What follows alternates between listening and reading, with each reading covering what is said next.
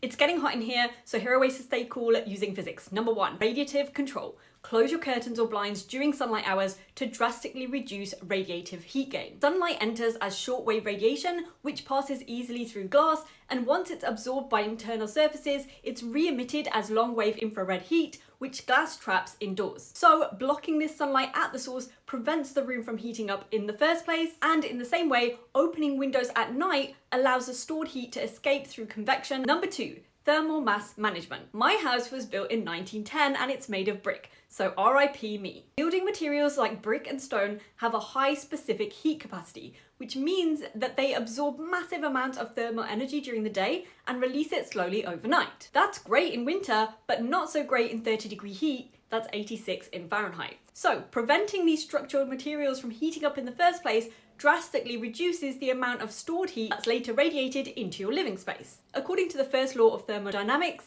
every watt of electrical energy consumed indoors by things like ovens, dryers, and heavy electronics is ultimately converted into heat, which directly increases the internal energy of the air and surrounding surfaces. So, to minimize internal heat sources during daytime hours, turn your appliances off. Number 3, evaporative body cooling.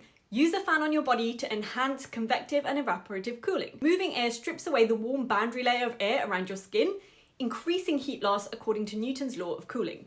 At the same time, it speeds up sweat evaporation, which removes heat. However, because normal human skin temperature sits around 35 degrees, this convection cooling only works if the indoor air remains below 35 degrees, and the cooling effect fails in humid weather. If the air is already saturated with water vapor, your sweat can't evaporate, which prevents it from pulling heat away from your body and renders the fan mostly ineffective. Number 4, pressure-driven ventilation. Basically, use the fan to clear the room itself once the outdoor air drops below indoor temperatures. You can establish negative pressure ventilation by positioning a fan 2 or 3 feet away from an open window, facing the window. Based on Bernoulli's principle, the fast-moving stream of air leaving the blades creates a localized low pressure zone that pulls the surrounding hot indoor air along with it, which evacuates stagnant heat significantly faster. I'm a fan. Number 5, structural evaporative cooling. While biological evaporation uses sweat to cool the body, phase change thermodynamics can also be applied to combat thermal mass. Basically, when water transitions from a liquid to a gas, it absorbs a massive amount of latent heat of vaporization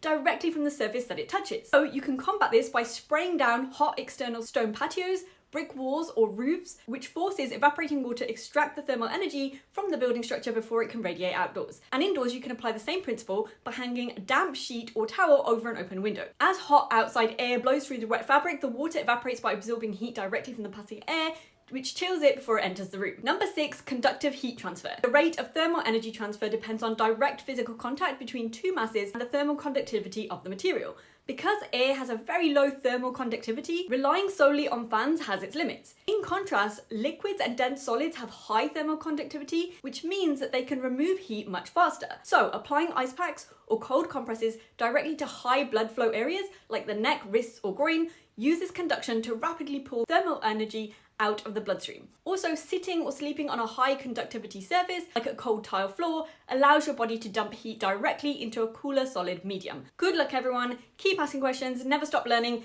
and stay cool using science.